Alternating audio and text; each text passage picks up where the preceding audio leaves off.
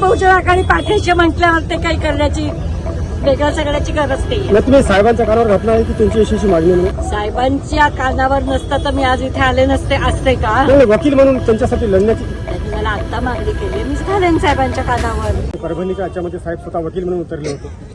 वंचित बहुजन आघाडी पाठीशी म्हटल्यावर ते काही करण्याची वेगळ्या सगळ्याची गरज नाही. मग तुम्ही साहेबांच्या कानावर घातला आहे की त्यांची यशस्वी मागणी म्हणून? साहेबांच्या कानावर नसतं तर मी आज इथे आले नसते असते का? नाही, वकील म्हणून त्यांच्यासाठी लढण्याची त्यांनी मला आता मागणी केली, मीच घालेन साहेबांच्या कानावर.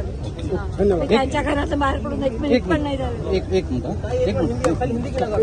मला असं वाटतं की जिच्यावरती सातत्याने गेली 3 वर्ष ही मैत्री मोडण्यासाठी दडपणं आणली जात होती, तिला दडपणं आणून पोलीस स्टेशनमध्ये पुन्हा पुन्हा स्वतःच्या मित्राविरुद्ध तक्रार नोंदवण्यासाठी नेलं जात होतं आणि दरवेळेला ठामपणाने जी मुलगी उभी राहत होती ती आपल्या मित्राचा खून होतोय आणि तो आपल्या कुटुंबाने केलाय हे कळल्यानंतर तिची मागणी ही अत्यंत न्याय पद्धतीची मागणी असं मला वाटतं.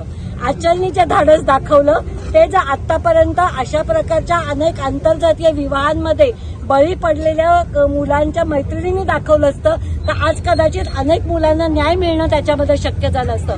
त्यामुळे आम्ही सगळेजण आचलच्या धैर्याचं अतिशय त्याच्यामध्ये कौतुक करतो.